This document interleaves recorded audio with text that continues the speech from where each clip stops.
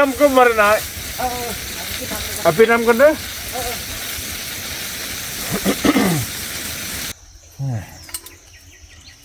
โอ้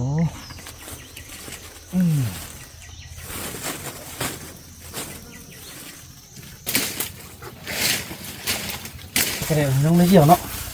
ห้องนี้ท่าเด้อเอาไปซอกอันใหม่มาซัดกันเลยต้นมาซัดต้นมา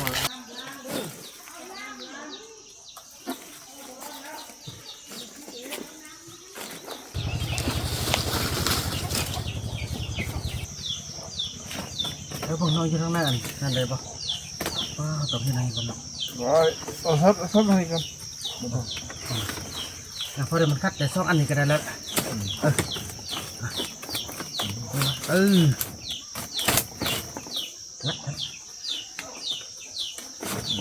ขอบใจFCผู้มีน้ำใจแบ่งปันเหมือนฟ้าบันดาลให้สร้างรายการนี้มาสวยเหลือคนทุกข์คนจนหรือคนด้อยกว่าด้วยแห่งศรัทธาบุญนำพาได้มาร่วมทาง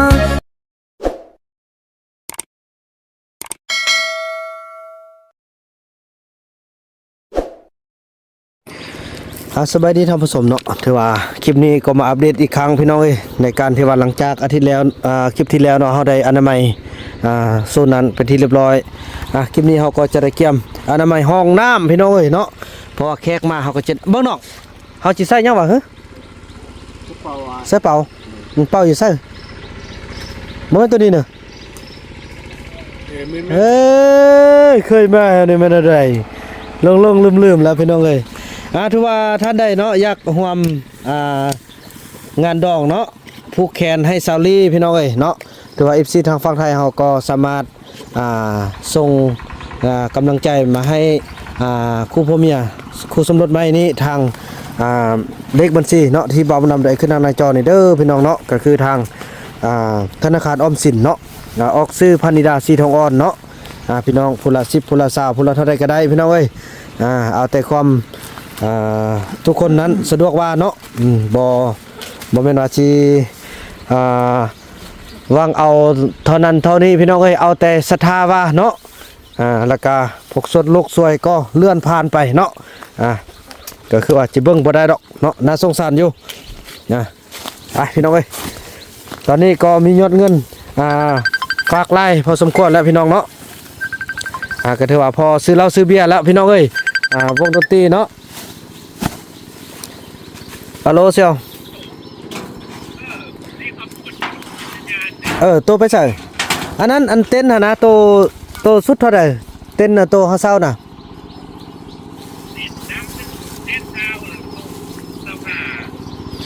ตัวสุด25เต้นอันดังนึงอันเส้นอันเส้น5เส้น20,000แล้วโต๊ะนี่มันจะมีตั้งมียังพร้อมเลยเนาะ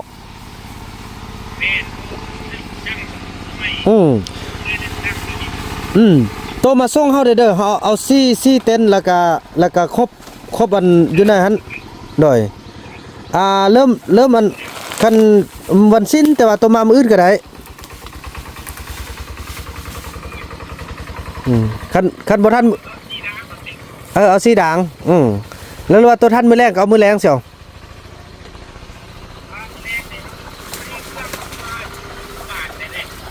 โอ้บุญบานเนาะแล้วมื้อได้แล้วนะมือดองเลยเนาะมือวันสิ้นเลยเนาะเอาคันวันสิ้นนี่ตัวมาตอนเช้าได้บ่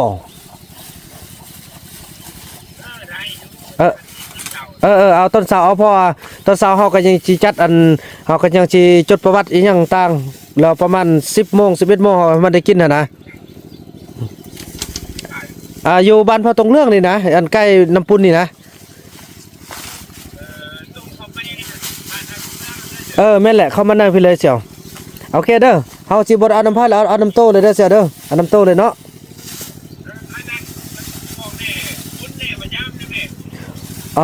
เสี่ยวเฮา บุญมื้อนี้ก็เป็นบุญบ่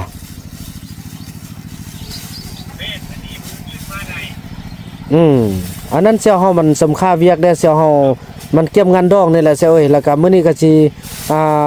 เมืองเขาจะลงมาประชุมอยู่บ้านพนทองหั่นเด้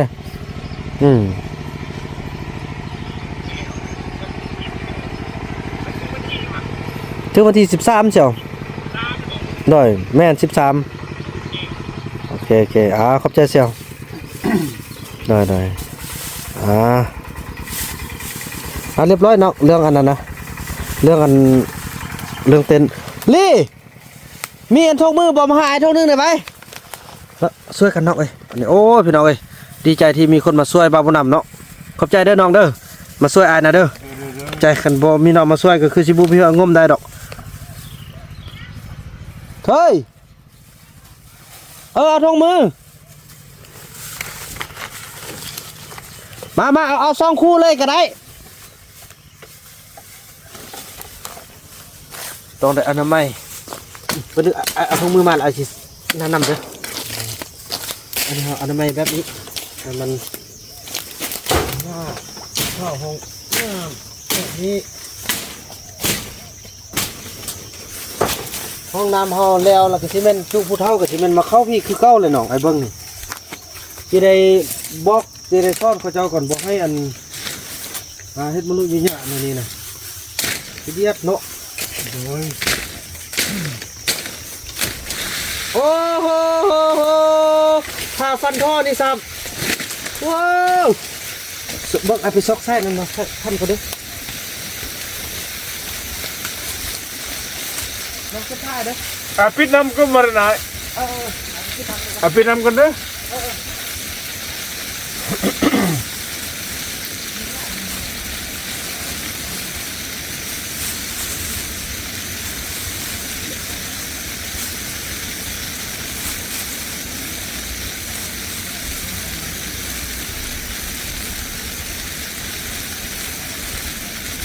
ลืมมามีน้ำอยู่นี่อ่ะโอ้แม่ไปหาอันว่าไว้แม่ลีไม่ลี แม่บัดไอ้ซ้อมมาเอาบ่เห็นน้องเลย ไอ้ลง แม่มาหาไหม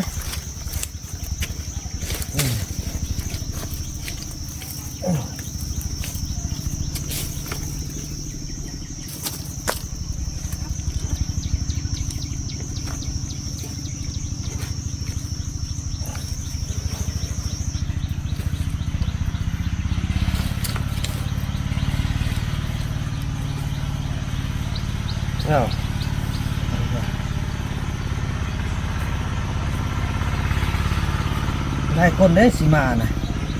ขณะตุ้งไอ้ก็เลยไปถ่ายรูปตะกี้นะถ่ายรูปนักเรียนให้เขาเอายังไปชื่อเขาชื่อไอ้เลย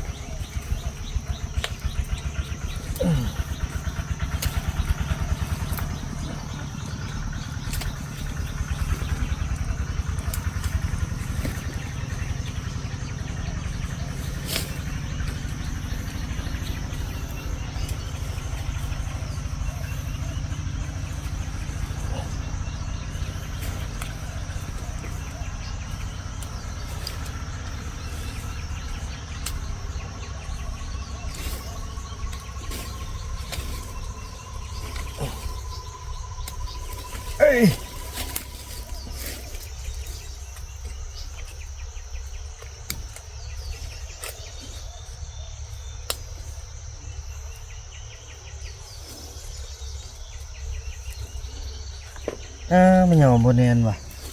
เมื่อไรวะมั้งตั้งใจเฮ็ดดีๆกันเนาะพาดกันได้กันแท้ทำอย่างนี้พวกบัดแท้ดิต้องเฮ็ดแบบนี้ไอ้ยา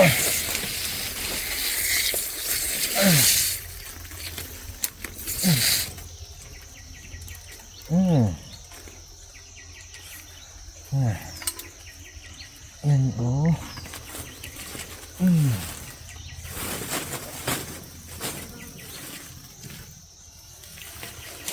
สำเร็จ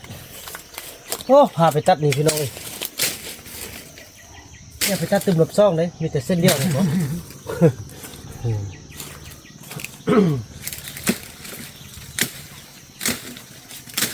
อันนี้เขาดีพี่น้องเอ้ยตอนนี้เก็บไม้แกงขี้พี่น้องเอ้ยเนาะแกงขี้เป็นไม้แกงขี้ของไม้เท่าเพชรตอนนี้พวกเขาก็ได้ใส่ถุงมือก่อนเนาะเห็นได้แต่สนุกซื้อถุงมือไว้เนาะ โดย อันไปห้องน้ำพอแขกมานี่ต้องได้เข้าห้องน้ำเด้พี่น้องเอ้ย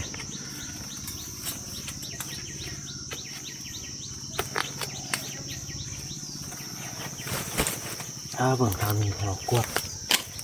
จูดเลยก็ได้คนหนอเปิดไฟลำป้าแล้วจูดก็ได้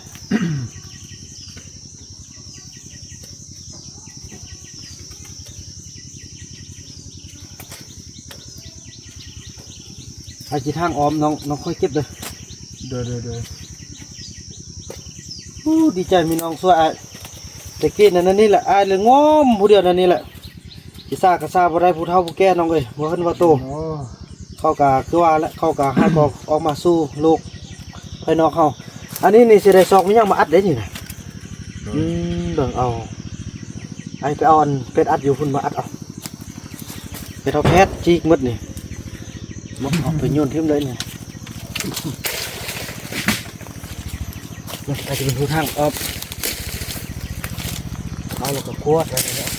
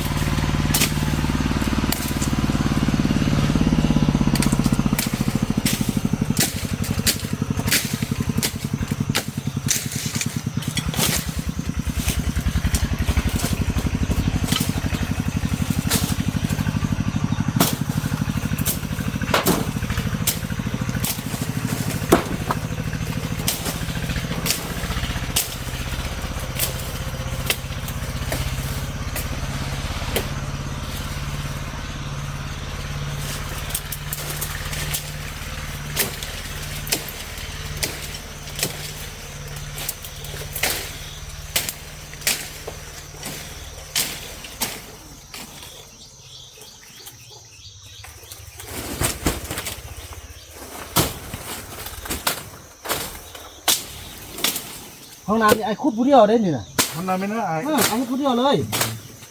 ตอนนั้นมันบ่มีผู้ช่วยไอ้ดิบางอันมันฟอกนิดมือไอ้จนเล็บมือโคกเลยอ่ะ ฮะ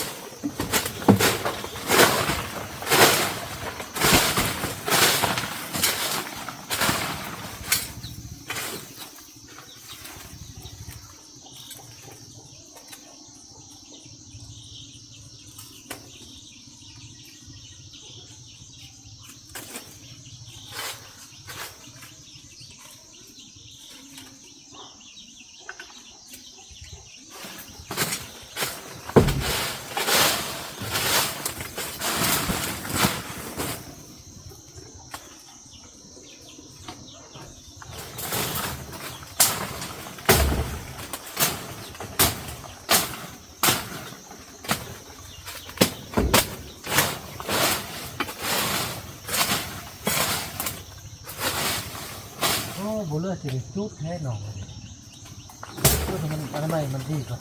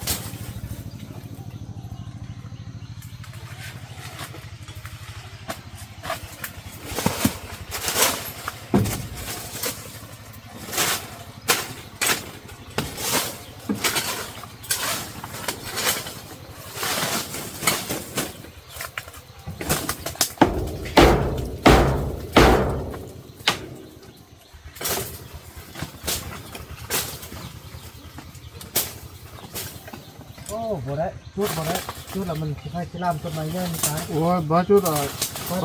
ก็เป็นตาย มันเพื่อเองเนาะ แม่น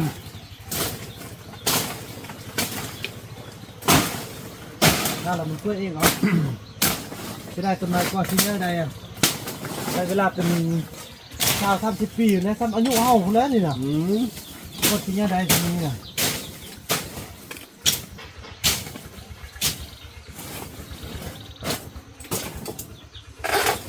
ก็ได้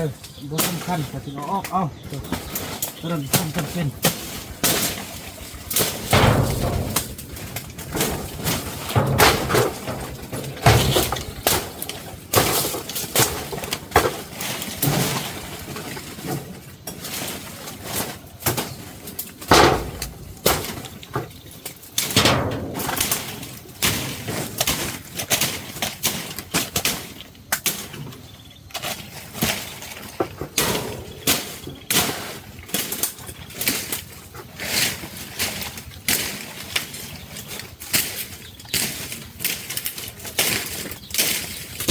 จะไม่เท่าแพทย์เลยนะอยากนะเราผู้เฒ่าผู้แก่ลำโพงยัง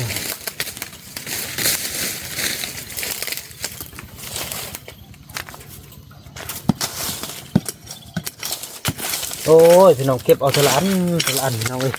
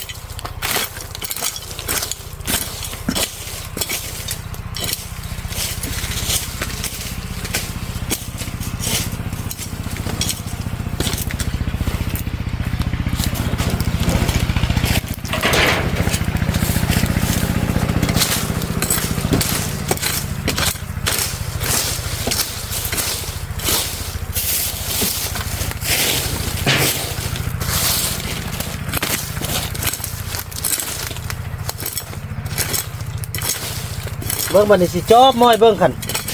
ไม่เท่าแพทย์มาแล้วสิบอกเราบ่ต้องเฮ็ดเดี๋ยวนี้แล้วสิจับมือเราเฮ็ดเดี๋ยวนี้ต้องนี่ซ่อนบ่ได้เด้มันบ่ร้อนเดี๋ยวนี้เนาะยังได้ก็ยำตีนั่นน่ะโอ้บ่ไหวเลย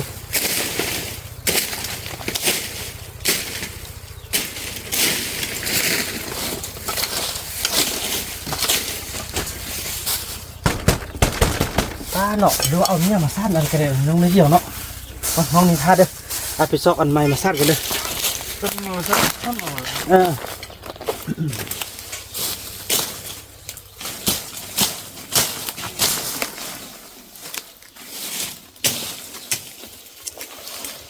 อันนี้ทางเข้าเนี่ย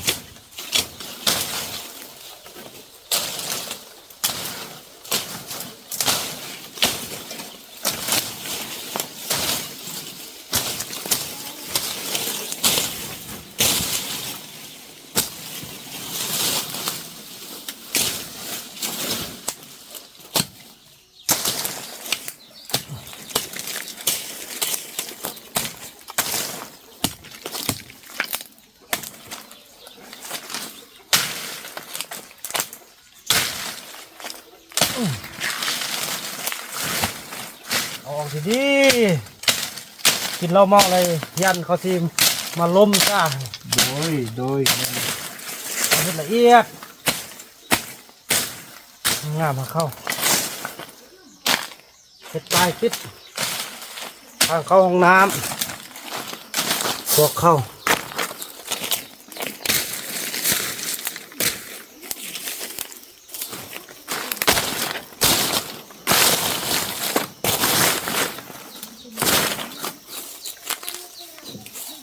เอาอันนี้มาสั้นก่อน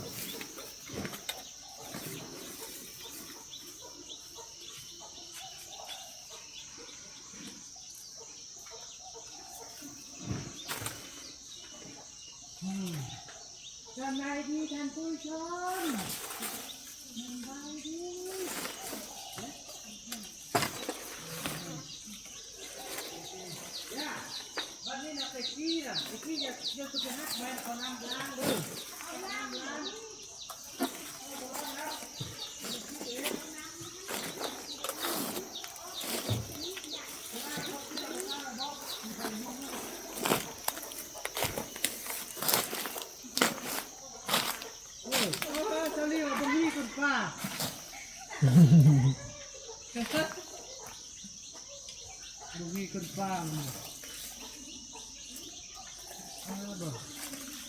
เอาได้น้อมาซ้ำน้อง โดย เอาจะเอาตัวนั้นมาซ้ำหึ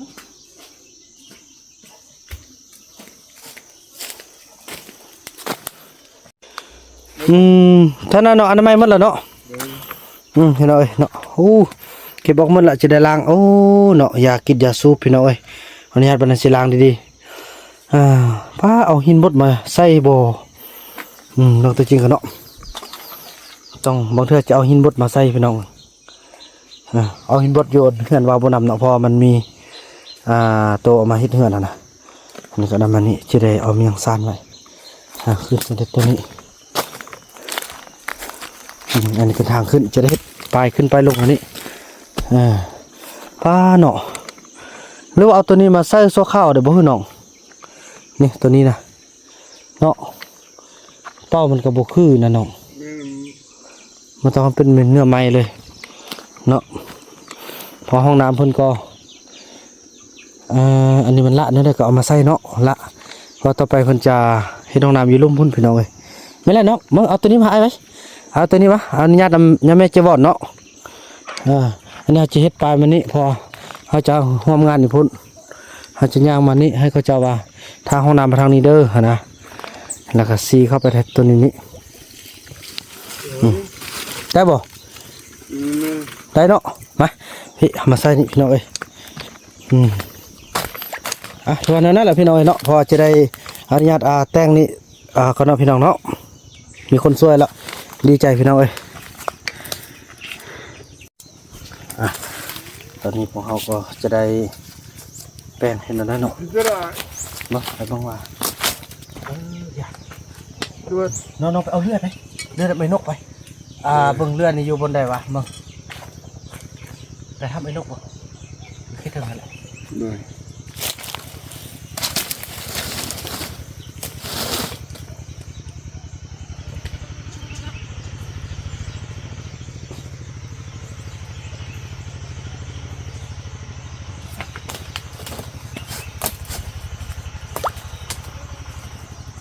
จิ๊กนี่นะพี่น้องน้องนกน้องนกน้องนกเอ้ยเอาเลื่อยให้น้องเคยได้ไว้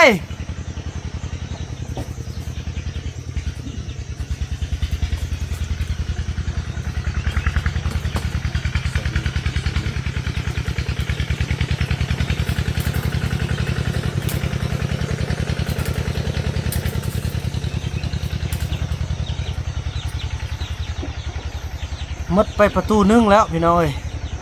แล้วก็ยังฟาดนึงอีกเฮ้ยเลื่อยนะเอาอยู่ในเฮือนก็ได้อยู่ในเฮือน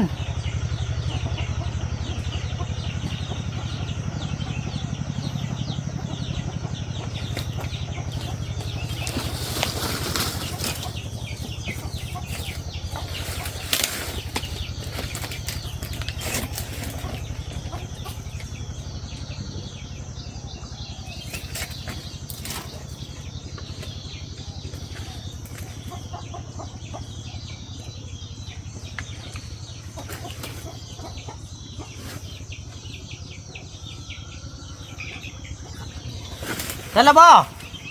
เดี๋ยวมา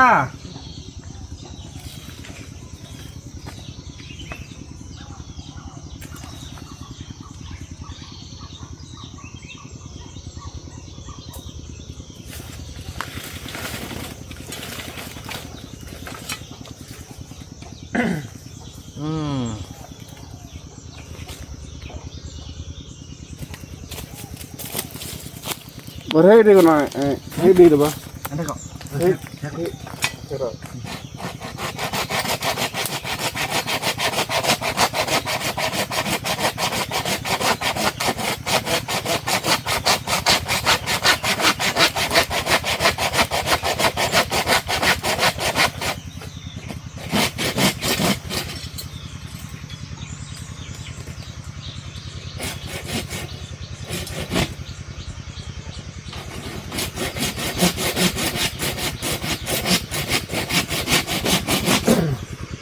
น้อยมั้ย เดี๋ยวนะ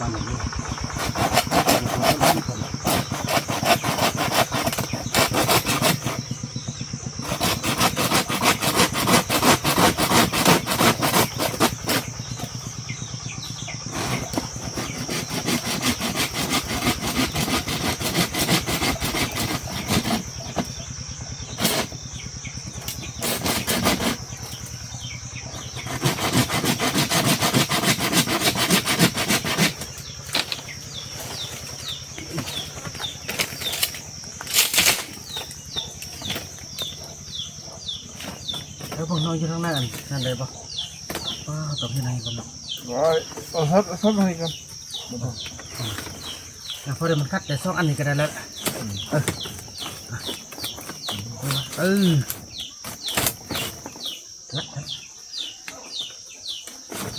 เอาพอดีอันเดียวก็ได้เนาะ Đây. มานี่เอาเนี่ยโอ้ได้ละโอ้งามได้ละอันนี้ไปเมียนเนาะไปเมียนทางเด้อไปเมียนทางไปเมียนซอกอันเนี่ยเธอสำเร็จ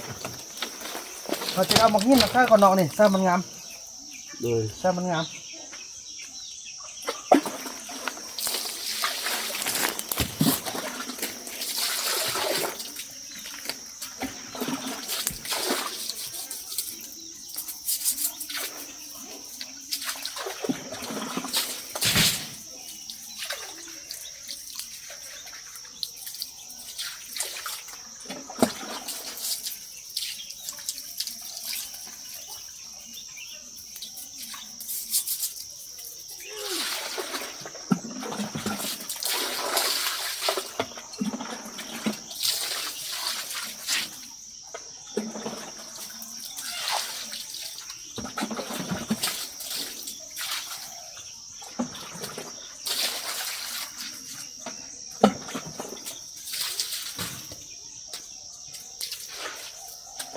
งามละบ้านี้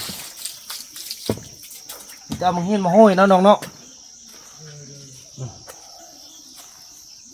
พี่น้องเราสำเร็จไปถือว่าอนามัยเป็นที่เรียบร้อยฟ้าก็จะเอาตัวนี้เอามาไว้เป็นโอ้ยน่ากระดาษพี่น้อง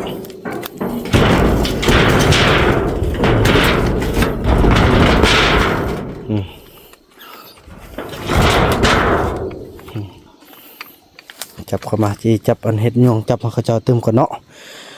ถือว่านั้นแหละพี่น้องเนาะเอาผ้ากับนี่ไปส่งไอ้นกเลยไหมแต่ว่าคลิปนี้บ่าวบ่นำแล้วก็ทางน้องเคยก็จะขออนุญาตจบคลิปกับสำนีก่อนเนาะแล้วพบกันใหม่ในคลิปต่อไปพี่น้องคลิปนี้บ่าวบ่นำขออนุญาตกล่าวคำว่าสบายดีไอ้กิ๊กแก้วพันธุมาพี่น้องเนาะ